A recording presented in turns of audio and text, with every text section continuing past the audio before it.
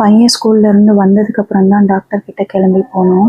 Night 7 o'clock தான் அங்கே போய் சேர்ந்தோம். டாக்டர் வந்து கிளம்புற நேரம், அதனால ரொம்ப அவசரமாக தான் என்னை கவனிச்சாரு. என்ன கம்ப்ளைண்ட் இருக்குன்னு கேட்டாரு.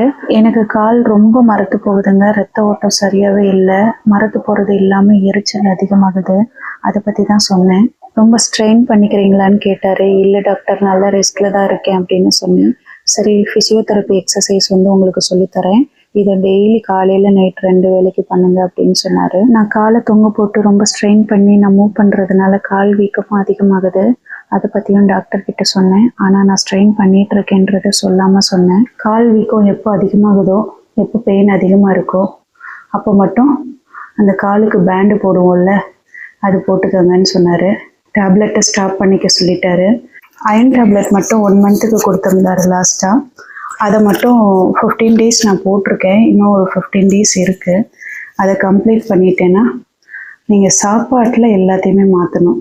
சாப்பாட்டு முறையில் தான் உங்கள் எலும்பெல்லாம் நீங்கள் பலப்படுத்தணும் அப்படின்னு சொன்னார். எந்த ரிஸ்க்கான வேலையும் செய்யவே கூடாதுன்னு சொன்னார். ஃபுல்லாக ரெஸ்ட் எடுக்க சொன்னார். ஃபுல் ரெஸ்ட்டுன்றது கஷ்டம்தான். இது கொஞ்சம் கிரிட்டிக்கலாக பண்ணியிருக்கிற ஆப்ரேஷன், உங்களுக்கே தெரியும். அதனால் இதுக்கு ரெஸ்ட்டு வேணுன்றதை அழுத்தமாக மறுபடியும் சொன்னார். ஆனாலும் நான் இவ்வளோ ஸ்ட்ரெயின் பண்ணிக்கிறேன்றதை டாக்டர்கிட்ட நான் சொல்லலை.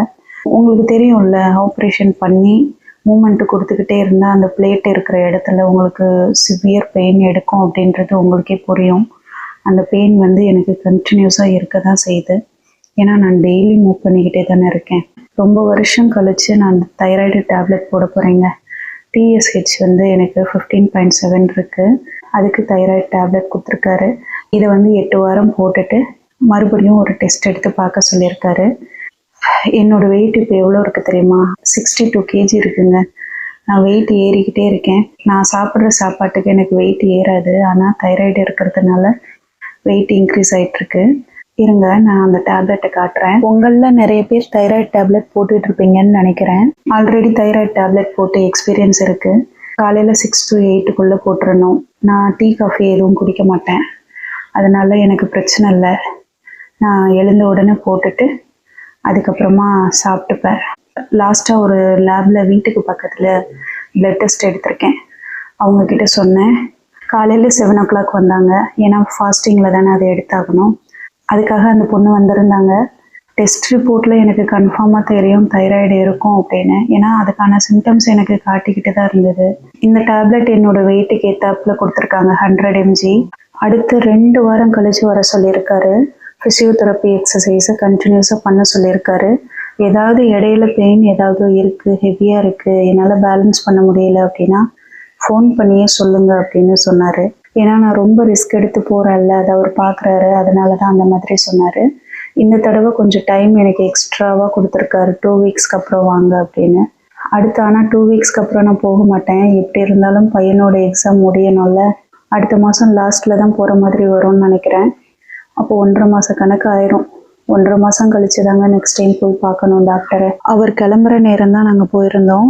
ஒரு வழியாக டாக்டரையும் பார்த்தாச்சு, ஒரு அட்வைஸ் கிடச்சிருச்சு. அது வரைக்கும் சந்தோஷம். அடுத்த ரவுண்டு போகிறப்ப எப்படி இருக்குன்னு எக்ஸ்ரே எடுத்து பார்த்து சொல்லுவார். டாக்டரை பார்த்துட்டு நாங்கள் நைட்டு வீட்டுக்கு வர்றதுக்கு 10:30 ஆயிடுச்சுங்க. நான் ஒரு சின்ன விஷயம் பண்ணியிருந்தா கூட நான் அதை பெயினோட தான் பண்ணியிருப்பேன்.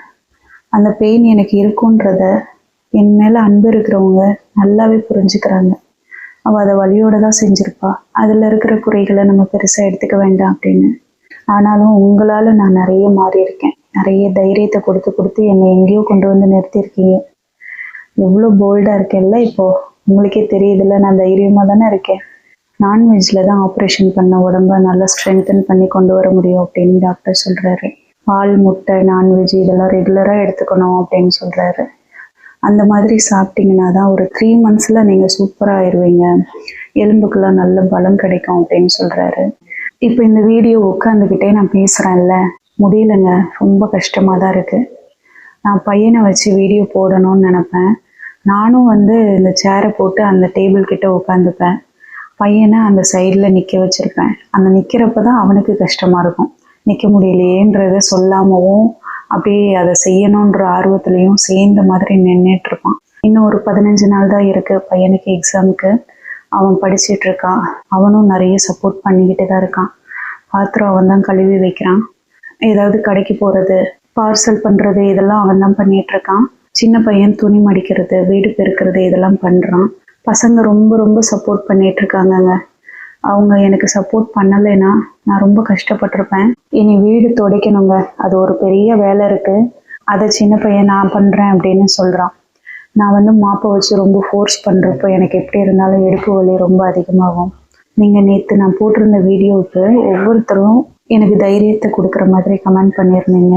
உங்கள் எல்லாருக்குமே ரொம்ப ரொம்ப நன்றி. என் சூழ்நிலையை நிஜமாக புரிஞ்சுக்கிட்டவங்க நீங்கள். ஒரு சிஸ்டர் இந்த வாக்கர் வாங்கி கொடுக்கலன்னு வச்சுக்கோங்களேன், நான் இந்த மாதிரி உட்கார முடியுமா? இந்த சப்போர்ட்டுக்கு இந்த மாதிரி இருக்குல்ல, இது இல்லைன்னா நான் ரொம்ப கஷ்டப்பட்டிருப்பேங்க. ஒரு கஷ்டமான ஒரு சூழ்நிலையில தான் ஒரு சிலர் உதவி செய்வாங்க. அது அவங்களுக்கு எவ்வளோ ஒரு அவசியமான ஒரு விஷயமா இருக்கும் அப்படின்றது அவங்களுக்கு தான் தெரியும். உங்கள் அன்புக்கும் அக்கறைக்கும் நான் எப்போவுமே நன்றி சொல்லிக்கிட்டே இருப்பேன். இந்த வீடியோ பிடிச்சிருந்ததுன்னா மறக்காமல் லைக் பண்ணிக்கோங்க. நன்றி, வணக்கம்.